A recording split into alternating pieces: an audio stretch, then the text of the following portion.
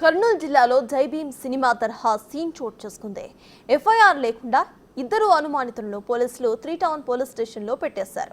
ఈ నెల 12న అర్ధరాత్రి పోలీసులు ఓ కేసు విషయంలో విచారణ పేరుతో తీసుకువెళ్లి 14 రోజుల పాటు స్టేషన్లోనే దాచారు. ఆ తర్వాత రోజు బాధిత కుటుంబ సభ్యులు వెళ్లి అనుమానితుల గురించి పోలీసులను అడిగినా కూడా విషయం చెప్పకుండా గోప్యంగా ఉంచారు పోలీసులు. చివరికి తమ పిల్లలు కనిపించడం లేదని కుటుంబ సభ్యులు లాయర్స్ ను ఆశ్రయించారు.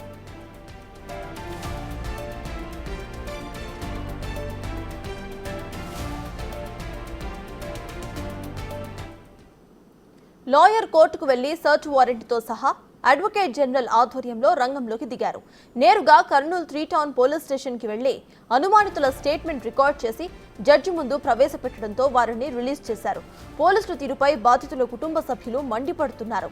బాధ్యులైన పోలీసులపై చర్యలు తీసుకోవాలని డిమాండ్ చేస్తున్నారు. వారు మానవ హక్కుల సంఘాన్ని కూడా ఆశ్రమిస్తామన్నారు. రోడ్డుకి ఇదే అంశంపై పూర్తి డీటెయిల్స్ మా ప్రతినిధి శ్రీనివాస్ అందిస్తారు. శ్రీనివాస్, చెప్పండి, అక్కడ బాధితులను శ్రీరామ్ చెప్పండి, ప్రెసెంట్ అక్కడ అప్డేట్స్ ఏంటి? అక్కడ ఎవరైతే ఉన్నారో వారిని పోలీస్ స్టేషన్లో బందీ చేసినట్టు తెలుస్తోంది. ఆ తర్వాత లాయర్స్ వస్తే గానీ ఆ పిల్లల్ని వదిలిపెట్టిన సిచ్యువేషన్ అక్కడ నెలకొనలేదు. ప్రెసెంట్ ఇదే అంశంపై అక్కడ అప్డేట్స్ ఏంటి? సత్తాజ్ కర్నూలు సంబంధించిన 3 టౌన్ పోలీసులు చేసినటువంటి తీరు ఏదైతే ఉందో ఇప్పుడు దేశవ్యాప్తంగా ఒక కలకలం రేపింది అని చెప్పుకోవాలి. ఎందుకంటే ఇటీవల వచ్చినటువంటి జై భీమ్ సినిమా ఏదైతే ఉందో అలాంటి ఘటనే కర్నూలు 3 టౌన్ పోలీస్ స్టేషన్లో రిపీట్ అయింది. ఎందుకంటే ఏదైనా తప్పు చేస్తే 24 గంటలలోపు దానికి సంబంధించినటువంటి ఎఫ్ఐఆర్ నమోదు చేసి న్యాయవాది సంబంధించిన సమక్షంలోనే జడ్జి ముందు హాజరుపరిచి రిమాండ్కు పంపారు. అయితే ఈ కేసు సంబంధించి ఎక్కడ ఎఫ్ఐఆర్ నమోదు చేయలేదు. దాదాపుగా 20 రోజులుగా అనుమానితులుగా ఉండే వారిని స్టేషన్కి తీసుకెళ్ళి ఆ స్థానికంగా ఉండే పేరెంట్కి కూడా ఎలాంటి ఇన్ఫర్మేషన్ కూడా పోలీసులు ఇవ్వలేదు. అయితే పోలీసుల తీరుపై మండిపడుతున్నారు. మనతో పిటిషన్ సంబంధించినటువంటి న్యాయవాది ఉన్నారు. అసలు ఏంటి వాళ్ళు ఉండేటటువంటి అనుమానితులుగా ఉండే అతని భార్య ఏమని అప్పీల్ చేశారో వారితో మాట్లాడదాం. సార్ నమస్తే, చెప్పండి, ఈరోజు కర్నూలులో జరిగినటువంటి ఘటనని ఎలా చూడాలి? అంటే మీకు వచ్చినటువంటి క్లయింట్ ఏం కోరారు, అసలు ఏం జరిగింది? ఇది డెఫినెట్గా ఒక హ్యూమన్ రైట్స్ ఒక వైలేషన్ జరిగిందని చెప్తున్నాము. మానవ హక్కుల ఉల్లంఘన అయితే జరిగింది. ఎందుకంటే చట్టం తెలిసిన పోలీసు వారే ఒక ముద్దాయిని అని పరిగణించి వాళ్ళే అనుమానితుడిగా తీసుకొని గత 15 రోజుల నుంచి 3 టౌన్లో అతను రిమాండ్ పెట్టుకోవడం జరిగింది. దాన్ని మేము మామూలుగా ఇల్లీగల్ డిటెన్షన్ అంటాము.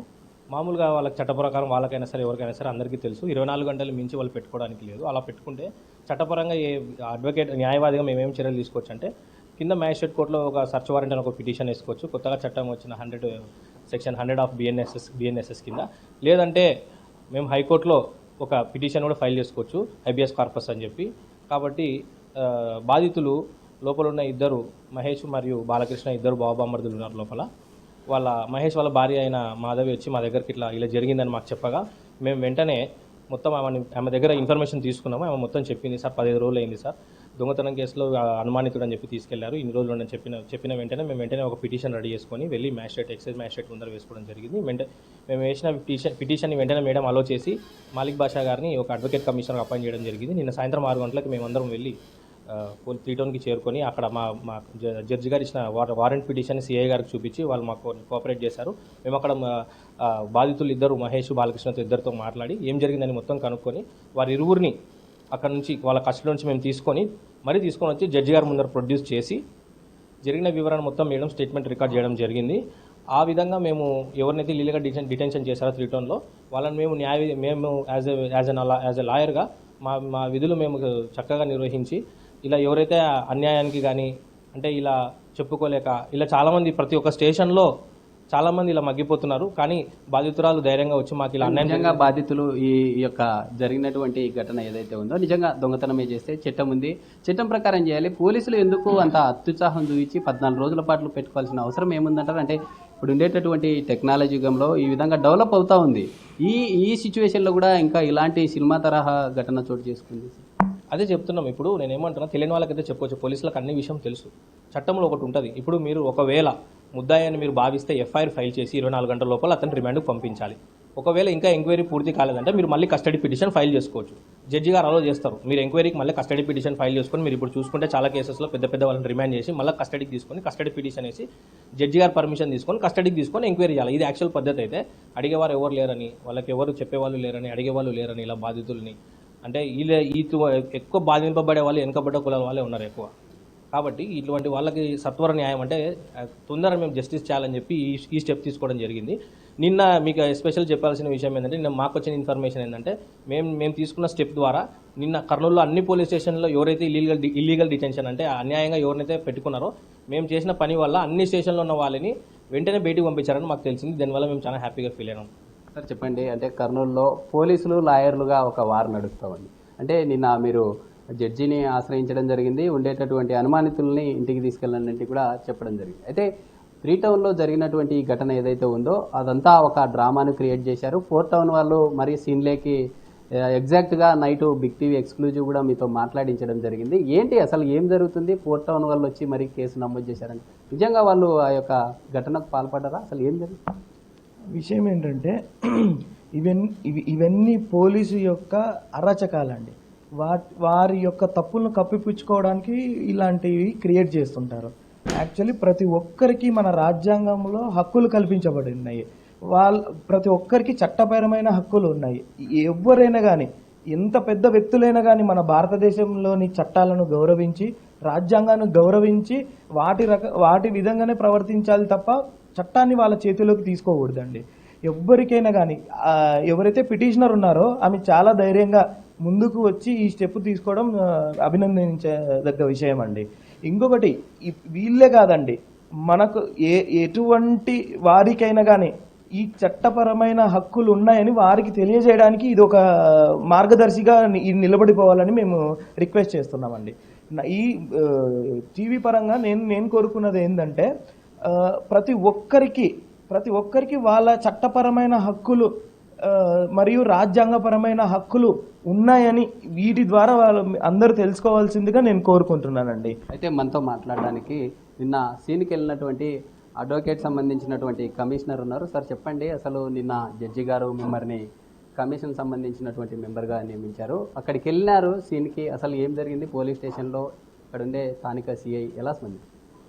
నిన్న 30 సెప్టెంబర్ 2024 సోమవారం రోజు అడ్వకేట్ కమిషనర్గా ఏదైతే ఈ క్రిమినల్ ఎంపీ ఉందో ఈ జె మహేష్ మరియు బాలకృష్ణలకు సంబంధించినటువంటి క్రిమినల్ ఎంపీ పిటిషనర్ అయిన జె మాధవి తన భర్తను మరియు బాలకృష్ణ తన అన్నను ఇద్దరిని కూడా దాదాపు 15 రోజుల నుంచి ఇల్లీగల్ కస్టడీలో పెట్టి పోలీసు వాళ్ళు వేధిస్తున్నారని చెప్పి కోర్టును ఆశ్రయించడం జరిగింది. మరి ఈ విషయంపై విచారణ చేపట్టినటువంటి మన ఎక్సైజ్ మేజిస్ట్రేట్ కర్నూలు వారు ఒక సెర్చ్ వారెంట్ అన్నది ఇష్యూ చేయడం జరిగింది. 3 టౌన్ పోలీస్ స్టేషన్ నందుపోయి ఒక సెర్చ్ వారెంట్ తీసుకొని సెర్చ్ చేసి అక్కడ ఉన్నటువంటి ఘటనను ఒకసారి చూసి అక్కడ నిజంగా వీళ్ళు బాలకృష్ణ మరియు మన మహేష్లో అక్కడ ఉన్నారా అన్నది ఒకసారి చూసి ఒకవేళ ఉంటే వారిని తీసుకొచ్చి కోర్టు ముందర హాజరుపరచండి అని చెప్పి ఒక ఆర్డర్ ఇచ్చి పంపడం జరిగింది. దాదాపు 6 గంటల సమయంలో మేము పిటిషనర్ అడ్వకేటు మరియు పిటిషనర్ అయినటువంటి మాధవిని వెంట పెట్టుకొని అక్కడికి వెళ్ళి చూడగా 3వ పట్టణ పోలీస్ స్టేషన్లో ఈ మహేష్ మరియు బాలకృష్ణలు ఇద్దరు కూడా సెల్లో బంధించి వేయబడి ఉన్నారు, లాక్ చేసి బంధించబడి ఉన్నారు. మేము వెళ్ళి వాళ్ళను పలకరించే ప్రయత్నం చేసినాము. వాళ్ళకు మాట్లాడినప్పుడు వాళ్ళు చెప్పిన విషయం ఏమంటే దాదాపు 15 రోజుల పైన అయింది మేము ఇక్కడ స్టేషన్లో మగ్గిపోతున్నాము, మాకు ఒక దొంగతనం కేసులో నేరారోపణ చేసి మమ్మల్ని నిందితులుగా తీసుకొచ్చి అనుమానితులుగా ఇక్కడ పెట్టినారు, మమ్మల్ని ఏవైతే ఈ దొంగతనం కేసులు ఉన్నాయో వాటిని ఒప్పుకోమని చెప్పేసి మమ్మల్ని ఇక్కడ దాదాపు ఒక 15 రోజుల నుంచి ఇక్కడ పెట్టినారు అని చెప్పి ఒక విషయం వాళ్ళు తెలియడం జరిగింది. వాళ్ళ ఐడెంటిటీ అడిగినాము, వాళ్ళ ఐడెంటిటీ కూడా వాళ్ళు రివీల్ చేసినారు. మేము ఎవరి కోసమైతే సెర్చ్ వారెంట్ వేసి ఉన్నామో ఆ వ్యక్తులు వీరే అన్న విషయం మాకు కన్ఫర్మేషన్ వచ్చిన తర్వాత పిటిషనర్ వారిని గుర్తుపట్టడం జరిగింది. గుర్తుపట్టిన తర్వాత వారిని వెంటనే మా వెంట తీసుకొని దాదాపు 6 గంటల 30 నిమిషాల ప్రాంతంలో సిఐ గారు మొదట వారిని విడిచిపెట్టడం కోసము సుముఖత చూపలేదు.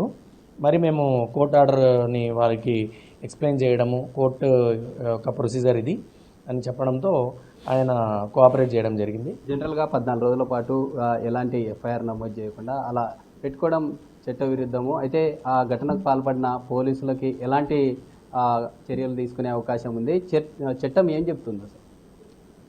మామూలుగా అయితే ఏదైనా ఒక నేరారోపణ అన్నది జరిగిన తర్వాత ముందుగా క్రిమినల్ ప్రొసీజర్ కోడ్ ప్రకారము బిఎన్ఎస్ఎస్ కొత్తగా వచ్చిన చట్టం ప్రకారము ఎవరైతే అనుమానితులు లేదా నేరస్తులుగా అనుమానంలో ఉన్నవారు వారిని ఒకవేళ స్టేషన్లో కానీ లేకపోతే ఏదైనా ఎక్కడైనా అరెస్ట్ చేస్తే వారిని వెంటనే తీసుకెళ్ళి స్టేషన్లో పెట్టిన తర్వాత దాదాపు 24 గంటల సమయం లోపలే, అంటే 24 గంటలు మించకుండానే తీసుకొచ్చి కోర్టు ముందు, అంటే సంబంధిత కోర్టు ముందు, ఆ స్టేషన్ ఏ స్టేషన్ వారైతే అరెస్ట్ చేస్తారో ఆ స్టేషన్ జ్యూరిడిక్షనల్ కోర్టు ఉంటుంది, ఆ కోర్టు మెజిస్ట్రేట్ ముందు ఆ రోజు గవర్నమెంట్ హాలిడే అయినప్పటికీ, సండే అయినప్పటికీ, సెకండ్ సాటర్డే అయినప్పటికీ, వర్కింగ్ డే కాకపోయినప్పటికీ కూడా జ్యుడిషియల్ మెజిస్ట్రేట్ ముందు వారిని హాజరుపరిచి వారిని రిమాండ్ చేయడం అన్నది చట్టంలో చెప్పినటువంటి. రాత్రి పోలీసులు పెద్ద హైడ్రామా క్రియేట్ చేశారు. ఆ లాయర్లకు పోలీసులకు కొంత వాగ్వాదం కూడా జరిగింది. ఆ లాయర్లు అలాంటి వారికి మీరు ఎలా సపోర్ట్ చేస్తారు అనేటటువంటి అంశం కూడా పోలీసులు చెప్పిన పరిస్థితి. అంటే చట్టం ఏం చెప్తా ఉందంటే తప్పు చేసినటువంటి వారికి చట్టపరంగా శిక్షలు ఉన్నాయి, ఆ విధంగా తీసుకోవాలి. అంతేగాని వీళ్ళు చట్టం చేతులు తీసుకొని ఈ విధంగా చేయడం పట్ల పోలీసుల తీరుని మండిపడతా ఉన్నారు. ఓవరాల్గా పోలీసులని ఎలా చూడాలంటారు? చట్టము ప్రతి ఒక్కరు పాటించవలసినది. చట్టము ఎవరికి కూడా చుట్టమైతే కాదు. కాకపోతే ఏమంటే చట్టము వాళ్ళు పాటించినప్పుడు ఈ మాట చెప్పింటే బాగుండేదేమో అని అనిపించింది. ఎందుకంటే 14 రోజులు ఎలాంటి ఎఫ్ఐఆర్ లేకుండా, ఒక కంప్లైంట్ కాపీ లేకుండా మేము అడిగినప్పుడు కనీసము ఎఫ్ఐఆర్ కానీ కంప్లైంట్ కాపీ కూడా చూపలేనటువంటి పరిస్థితి 3 టౌన్ పోలీస్ స్టేషన్లో జరిగింది నిన్న. మరి 14-15 రోజుల నుంచి వాళ్ళను స్టేషన్లో సెల్ లోపల తాళం వేసి బంధించి వారిని అక్కడ పెట్టి ఆ తర్వాత కూడా వచ్చి మళ్ళీ వారిని మెజిస్ట్రేట్ ముందు హాజరుపరిచి వాళ్ళ కుటుంబ సభ్యులకి మెజిస్ట్రేట్ గారు దాదాపు 2 గంటల సమయం తీసుకొని వాళ్ళని పూర్తిగా విచారణ చేసి వాళ్ళ కుటుంబ సభ్యులకు అప్పగించిన తర్వాత కూడా మళ్ళీ వేరే ఇతర నా 4th టౌన్ ఫర్దర్గా ఎట్లా ముందుకు వెళ్ళబోతా ఉన్నారు? ఇప్పటికే మనం నైట్ చూసాము, వాళ్ళకు ఉండేటటువంటి 2 పిల్లల్ని తీసుకొని రోడ్డు మీద పోలీసులు ఈ విధంగా చేశారు కదా. అంటే ఇప్పటికే మానవ ఉల్లంఘన జరిగిందని వారు మండిపడతా ఉన్నారు. ఫర్దర్గా ఎలా ముందుకెళ్తున్నారు? ఇది నిజంగా చెప్పాలంటే ఒక హ్యూమన్ రైట్స్ వైలేషనే. కాబట్టి హ్యూమన్ రైట్స్ వైలేషన్ అయితే 100% జరిగింది. దీన్ని మేము డిమాండ్ చేసేది ఏమంటే మానవ హక్కుల కమిషన్ ఇలాంటి వాటిపైన సత్వరంగా స్పందించి దీన్ని సుమోటుగా తీసుకోవాలి. మేము కూడా పర్సనల్గా అంటే పిటిషనర్ అడ్వకేట్ తెలియజేసిన విషయం చెప్తున్నాను. పిటిషనర్ అడ్వకేట్ కూడా మానవ హక్కుల కమిషన్ని ఆశ్రయిస్తాము అని చెప్పేసి అన్నారు. ఇలాగ ఎవరైతే బాధపడుతున్నారో వీళ్ళందరికీ కూడా మానవ హక్కుల ఉల్లంఘన అయితే చాలా యాదృచ్ఛగా జరుగుతూ ఉంది. పోలీస్ స్టేషన్లో కొంత డామినేషన్ అన్నది జరుగుతూ ఉంది. కాబట్టి దీనిపైన కొంచెం మానవ హక్కుల కమిషన్ సీరియస్గా తీసుకుంటే బాగుంటుందని చెప్పి. ఇది కర్నూలులో జరిగినటువంటి ఘటన ఏదైతే ఉందో ఇలాంటి బాధితులు ఉన్నారో మనం చూస్తూ ఉన్నాం. విజువల్లో కూడా ఈ బాధితులతో పాటు 2 ఉండే చిన్న పిల్లలతో అర్ధరాత్రి 12 గంటల సమయంలో పోలీసులు అంతా హైడ్రామా క్రియేట్ చేశారు. నిజంగా ఈ ఘటన అందరినీ కలిచివేసింది అని చెప్పుకోవచ్చు. దేశవ్యాప్తంగా ఈ ఘటన నిన్న జరిగినటువంటి ఈ ఘటన ఏదైతే ఉందో ఆ బాధిత సంబంధించినటువంటి అనుమానితుడిగా ఉండే ఆ యొక్క పర్సన్ యొక్క పిల్లలు అర్ధరాత్రి 12 గంటల సమయంలో పోలీసులు ఈ విధంగా క్రియేట్ చేశారు. వీరిద్దరినే దాదాపుగా 14 రోజుల పాటు అక్కడే పోలీస్ స్టేషన్లోనే పోలీసులు. అసలు చెప్పండి, 14 రోజుల పాటు పోలీసులు మిమ్మల్ని ఏమడిగారు? అంటే గతంలో మీరు ఏదన్నా చేశారా? అసలు గతంలో అయితే ఇంతవరకు ఎప్పుడు చేయలేదు సార్. మేము చేయలేదు. ఇంటికాడ ఏదో ప్రశాంతంగా ఉంటుంది. ఉన్న తర్వాత పోలీసులు వచ్చి మా 12వ తారీఖు మధ్యాహ్నం 1 గంట 2 గంటల మధ్యన తోలుకెళ్ళానని తీసుకెళ్ళి ఫోటోని తీసుకొస్తారేమో, ఫోటోనికి కదా ఇది వచ్చేది ముజాఫర్నగర్ కానీ వెళ్తే 3 టౌన్కి తీసుకెళ్ళాము. అని 3 టౌన్ తీసుకెళ్ళిన తర్వాత అక్కడ సార్ వాళ్ళు చూసి నువ్వు దొంగతనం చేసినావు ఒప్పుకో లేదంటే అని చెప్పి కొట్టినారు. కొట్టిన తర్వాత స్టేషన్లో కూర్చోబెట్టినారు. లోపల అవి తాళాలు వేసి లోపల కూర్చోబెట్టినారు. బట్టలు లేకుండా కూర్చోబెట్టినారు. కూర్చోబెట్టి ఒక 4-5 రోజుల వరకు అట్నే కూర్చోబెట్టినారు బట్టలు లేకుండా. కూర్చోబెట్టిన తర్వాత అన్ని మళ్ళీ బట్టలు వేపించి మా భార్యకన్నా చెప్తాను సార్ అంటే ఉండు ఉండు ఉండు ఉండు అని చెప్పి. అంటే మీ భార్యకు కావచ్చు, మీ తల్లిదండ్రులకు కూడా చెప్పలేదా పోలీసులు? అంటే పలానా పోలీస్ స్టేషన్లో మా దగ్గర ఉన్నారు సో అండ్ సో పర్సన్ అని ఎవరు చెప్పలేదు సార్. అది మా అమ్మ వాళ్ళకి, మా భార్య వాళ్ళకి, పిల్లలకి, మా అత్త వాళ్ళకి ఎవరు చెప్పలేదు. సార్ మీకు కాల్ చేసి కనుక్కుంటా సార్, మా భార్యకి చెప్తా సార్ ఒక మాట, వాళ్ళు వేర్చుంటారు సార్ అక్కడ ఇంటికాడ అంటే వాళ్ళు అప్పుడు కూడా నాకు ఫోన్ ఇవ్వకుండా 4 రోజుల తర్వాత 5 రోజుల తర్వాత ఫోన్ ఇచ్చి చేసుకోరని చెప్పి మా భార్య పిలిపించారు. అప్పటికే నన్ను తీసుకెళ్ళి ఇది చేసినావు అని చెప్పి 17 ఇండ్లు చూపించినారు. 17 ఇండ్లు ఒప్పుకోకుంటే కొడుతున్నారు సార్. కార్లో కడుపు మీద వేసి గుద్దుతున్నారు. గుద్దుతుంటే కూడా అప్పుడు చెప్పేసిన నేను ఇంకా ఒప్పుకున్నాను కొడుతున్నారు కదా అని. ఒప్పుకున్న తర్వాత కూడా వచ్చిన తర్వాత అంటే ఎప్పుడు తీసుకున్నారు మిమ్మల్ని? 12వ తేదీ అర్ధరాత్రి తీసుకెళ్లారా? అంటే అర్ధరాత్రి తీసుకుపోయి ఏం చెప్పారు అసలు? మధ్యాహ్నం తీసుకెళ్లారు ఇంటికా నుంచి. అక్కడికి వెళ్ళిన 3-4 రోజుల తర్వాత నైట్ 12 గంటలకి తీసుకెళ్ళినారు. తీసుకెళ్ళి 2 గంటలకి మళ్ళీ స్టేషన్ దగ్గరకు వచ్చినారు. ఆ సమయంలో సార్ వాళ్ళు ముందర సిఎస్ఆర్ కూర్చున్నాడు, వెనకాల కానిస్టేబుల్ అందరూ కూర్చొని కానిస్టేబుల్ ఏం చేసినారు, చెప్పురా ఇదే దుర్రా అని చెప్పి ఇండ్లు చూపించినారు. ఇండ్లు చూపిస్తే నేను ఇదే సార్ అనుకుంటా 17 ఇండ్లు చూపించాను. 17 ఇండ్లు ఒప్పించారు నాతో. ఇదే చూస్తున్నాం కదా, ఈ ఘటనకు సంబంధించి అనుమానితుడిగా ఒక కేసులో ఇంటరాగేట్ చేయడం కోసం పోలీసులు తీసుకెళ్లారు. అయితే గతంలో ఏదో దొంగతనం సంబంధించినటువంటి కేసు విషయానికి సంబంధించి పోలీసులు తీసుకెళ్లారు, బలవంతంగా ఇబ్బందులకు గురి చేశారు. ఇబ్బందులకు గురి చేయడంతో మ్యాన్ హ్యాండ్లింగ్ కూడా చేశారు. అయితే ఉండేటటువంటి ఘటన ఏదైతే ఉందో బాధితులు న్యాయం చేయాలని కోరుతున్నారు. బాధితులతో పాటు లాయర్లు కూడా పూర్తిగా యొక్క పోలీసుల తీరుపై అయితే మండిపడుతున్న పరిస్థితి. లాయర్ల సమక్షంలోనే జరిగినటువంటి రాత్రి ఘటన ఏదైతే ఉందో ఆ ఘటన దేశవ్యాప్తంగా ఇప్పుడు కలకలమే సృష్టించింది. అయితే దీనికి సంబంధించి ఉన్నతాధికారులు ఎలాంటి చర్యలు తీసుకోబోతున్నారు, స్థానికంగా ఉండే పోలీసు అధికారులని వెంటనే సస్పెన్షన్ కూడా విధించాలంటూ కూడా ప్రజా సంఘాలు మండిపడుతున్న పరిస్థితి అయితే కనిపిస్తుంది. Right, thank you Sriram.